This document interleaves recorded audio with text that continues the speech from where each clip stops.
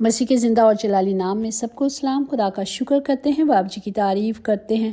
جان رکھیں کہ خداوند ہی خدا ہے اور اس نے ہم کو بنایا اور ہم سب اس کے ہیں۔ ہم اس کے لوگ اور اس کی چراگاہ کی بھیڑیں ہیں۔ ہمیں صرف شکر گزاری کرنی ہے اور ہم جانتے ہیں کہ یسوع جیون کا دریا ہے اور جس میں ہم ڈوب جائیں تو ہم ہمیشہ کی زندگی پائیں گے۔ سارے دکھ، ساری مشکلیں، ساری تکلیفیں یسوع کے نام سے زندگی سے جاتی رہیں گی۔ اسی طرح ہم دیکھیں یرمیہ اس کا 2 باپ اس کی 4:6 میں، اے اہل یعقوب اور اہل اسرائیل کے سب خاندانوں، خدا کا کلام سنو۔ خداوند یوں فرماتا ہے کہ تمہارے باپ دادا نے مجھ میں کون سی بے انصافی پائی جس کے سبب سے وہ مجھ سے دور ہو گئے۔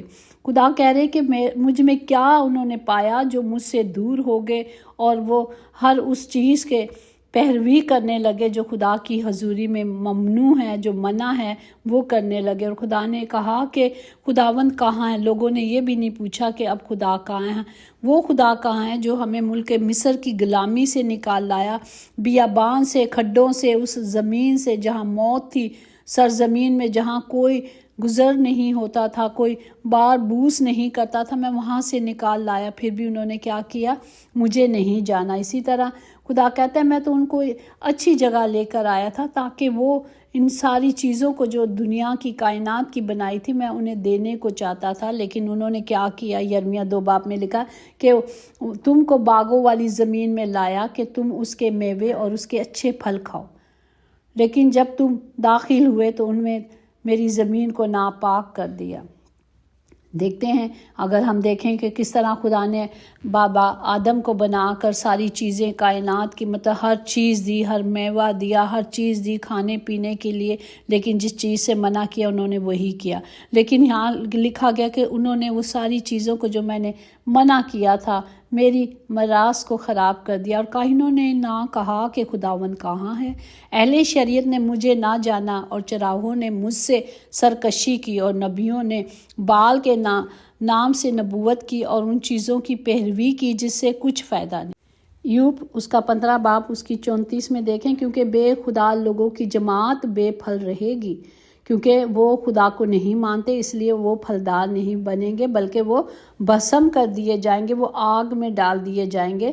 اور اسی طرح خدا کا کلام ہمیں سکھاتا ہے متی 10 باپ اس کی 28 میں، جو بدن کو قتل کرتے ہیں اور روح کو قتل نہیں کر سکتے ان سے نہ ڈریں، بلکہ اس سے ڈریں جو روح اور بدن دونوں کو جہنم میں ہلاک کر سکتا ہے۔ وہ صرف واحد خدا ہے، اور شیطان صرف کیا کرتا ہے؟ بدن کو ہلاک کر سکتا ہے، مار سکتا ہے، لیکن خداوند خدا دونوں کو جہنم کی آگ میں ڈال سکتا ہے۔ صرف ہمارے پاس ایک ہی راستہ ہے، وہ زندہ خداوند خدا ہے۔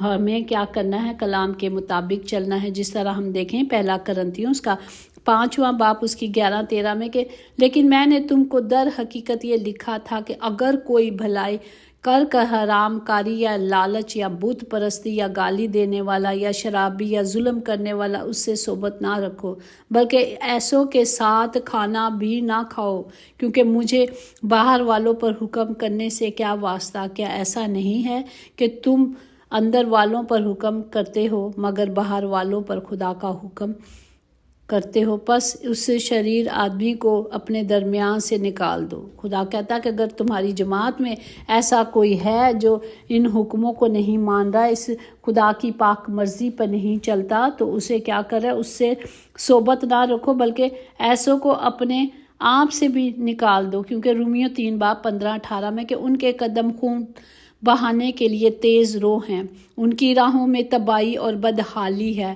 اور وہ سلامتی کی راہ سے واقف نہ ہوئے۔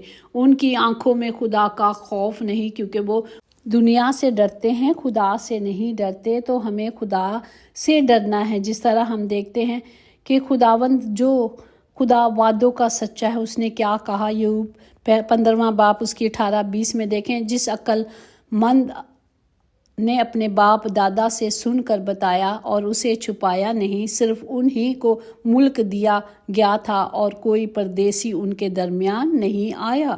شریر آدمی اپنی ساری عمر درد سے کراتا ہے، یعنی سب बस जो जुल्म के लिए रखे गए हैं। हम देखते हैं कि जो बाप दादा नस्ल से अपने बच्चों को तालीम देते थे, बताते हैं कि ऐसा करने से हमारे खुदा ने क्या क्या किया, या खुदा की तालीम देते हैं या कलाम की कुदरत से उन्हें वाकिफ़ कराते हैं, तो खुदा कहता वो मुल्क उन्हीं का होगा। लेकिन जो शरीर होंगे, जो नहीं जानते, जो खुदा के हुक्मों को नहीं मानते, वो हमेशा तकलीफ़ में ही रहेंगे। सारी उम्र जब तक वो ज़िंदगी पाएंगे वो क्या करें, बीमारियों में होंगे। लेकिन ये मिसाल अगर 19 बाब देखें तो उसमें लिखा है, जो फरमान बजा लाता है वो अपनी जान की हिफाजत करता है, और जो अपनी राहों की हिफाजत नहीं करता वो ज़रूर मरेगा। हिफाजत किस तरह करनी है? कलाम को सुनकर और उस पर तरबियत पजीर होना है, ताकि आखिरकार दाना हो जाओ। और खुदा का खौफ ज़िंदगी बख्शता है, और खुदा तरस शेर होंगे और बदी से महफूज रखेंगे। खुदा रखेगा और वो महफूज रहेंगे, क्योंकि बेखुदा लोगों की जमात बेफल रहेगी और रिश्वत के डेरों को आग बसम कर देगी। तो इसलिए हमें सिर्फ खुदा के कदमों में रहना है, उसकी पाक मर्ज़ी के मुताबिक चलना है, और जो खुदा का कलाम हमें सिखाता है वही सिखाता है। सिर्फ मरने के बाद जन्नत में जाने के बहुत से ख्वाहिशमंद हैं, दूसरों की ज़िंदगी को जहन्नम बनाने के लिए कसर नहीं छोड़ते, वो बताते ही नहीं है सही रास्ता क्या है।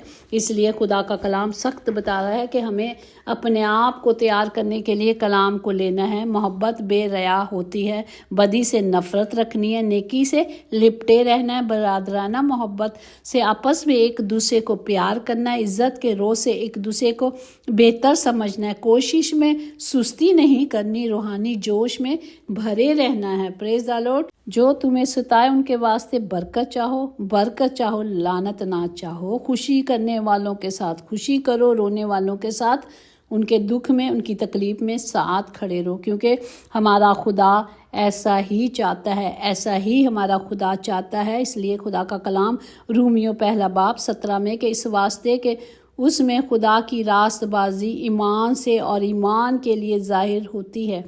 जैसे लिखा है कि रास्तबाज ईमान से जीता रहेगा, अमल करता रहेगा। तो खुदा का कलाम कहता है कि जो तुझे मुबारक कहेगा उनको मैं बरकत दूंगा, जो तुझ पर लानत करेगा मैं उस पर लानत करूँ, और ज़मीन के सब कबीले तेरे वसीले से बरकत पाएंगे। खुदा की निगाह हमेशा सादिकों पर होती है, और उसके कान उनकी दुआओं पर और उनकी फरियादों पे लगे रहते हैं। Praise the Lord. हमें सिर्फ आज का कलाम हमें यही सिखाता है कि हमें सिर्फ खुदा के हुक्मों को मानना है।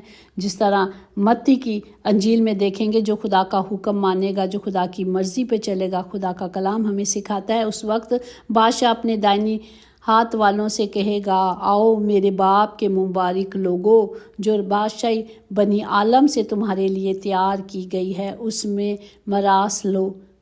क्योंकि मैं भूखा था, तुमने मुझे खाना खिलाया, मैं प्यासा था, तूने मुझे पानी पिलाया, मैं परदेश में था, तूने मुझे अपने घर में उतारा, नंगा था, तूने मुझे कपड़े पहनाए, बीमार था, तूने मेरी खबर ली, कैद में था, तू मेरे साथ था। तो हम शुक्र करते हैं खुदा के इन अजीम वादों के लिए, जो खुदावंद मेरा और आपका खुदा हमेशा हमारे साथ रहता है। वो सिर्फ चाहता है कि हर वक्त हम खुश रहें, कामिल बने, खातिर जमा रखें, यक दिल और रहें और मेल मिलाप में रहें, और खुदा की मोहब्बत इसी मेल मिलाप का सरचश्मा है। Praise the Lord. हमें सिर्फ एक बार सीखते हैं और रोज़ सीखते हैं कि जिसके पास मेरे हुक्म हैं वो उन पर अमल करता है, वही मुझसे मोहब्बत रखता है। यही है खुदा की मोहब्बत। जब हम उसके पाक हुक्मों को मानते हैं, उसकी मर्ज़ी पे चलते हैं, तो खुदा हमारा खुदा हम सब को छुड़ाता और हमें बचाता है। आमीन। आए आज के कलाम के लिए शुक्रगुजारी करेंगे कि खुदा हमसे मोहब्बत करता है और उसने हमें छुड़ाया है। हमें सिर्फ जो हुक्म दिए गए हैं, हमें उन हुक्मों को मानना है और उसकी मर्ज़ी पे चलना है।